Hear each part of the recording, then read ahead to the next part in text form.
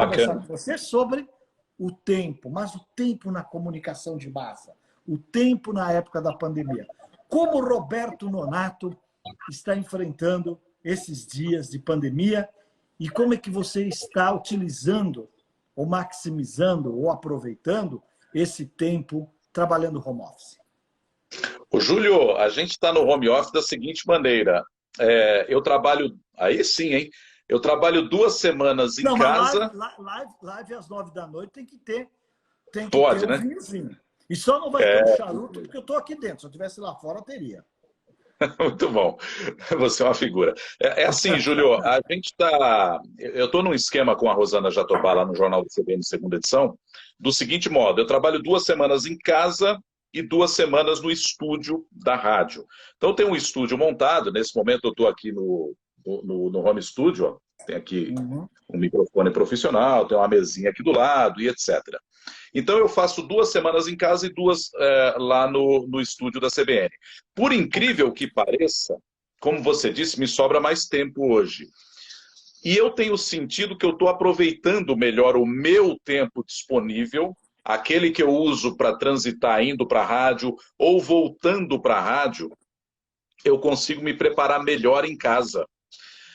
Então, eu estava até comentando com os colegas outro dia, porque um deles iria ficar esse período em casa. Eles eu não sei o que eu vou fazer, porque ficar em casa deve ser uma chatice, eu prefiro vir trabalhar e etc. E eu disse o seguinte, olha, por incrível que pareça, eu estou aproveitando melhor. Eu consigo me preparar melhor para a apresentação do jornal em casa do que na redação. E por quê?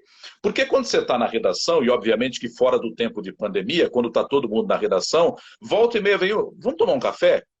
Vamos conversar sobre tal pauta? E não sei o quê, e você acaba se perdendo um pouco. Você acaba olhando no relógio, já são 4h10. Ó, o Júlio precisa gravar a coluna hoje. Ai, meu Deus, deixa eu correr para um estúdio. Ah, tem não sei quem que precisa gravar o comentário, vamos correr para o estúdio. E eu acabo não me preparando como deveria para o jornal. Ao passo que em casa eu consigo ter mais domínio desse meu tempo disponível, eu estou conseguindo me preparar muito melhor do que quando eu estava trabalhando, quando eu vou com a redação cheia. Tem um detalhe interessante que você fala no livro, que é a respeito do agendamento das coisas. O que, obviamente, que o título do livro é meio isso. Mas, por exemplo, no dia amanhã, o que eu não posso deixar de fazer amanhã? O que é mais importante? O que é urgente? Você fala muito a respeito desses cenários. E tem muita gente que pergunta o seguinte, mas e aí, eu anoto isso numa agendinha? Se eu tiver um quadro branco no meu quarto, por exemplo, e anotar as minhas atividades do dia seguinte, é importante? Por onde é que eu começo nesse cenário, né? Nonato, do jeito que você quiser. O pessoal hoje do online, as agendas são eletrônicas, está no iPhone, está no iPad, não importa. Eu sou um cara que eu vou grudando post-it, porque eu sou uma pessoa muito visual, então para mim é importante isso. Mas o importante é o que você disse, é você definir logo de manhã o que você não pode deixar de fazer hoje.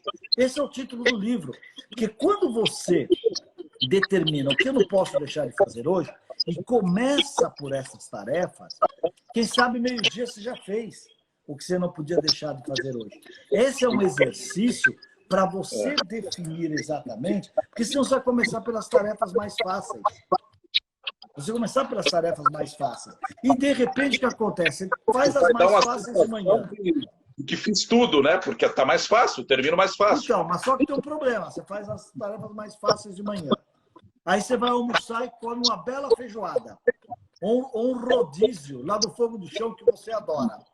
Aí você volta com sono, o sangue vai todo para o estômago para fazer a digestão e você tem uns negócios cabeludo para decidir. Isso os neurocientistas dizem, que a grande maioria das pessoas, não todas, nós somos mais produtivos de manhã. Tem gente que é notívaga. Meu filho mais velho é notívago.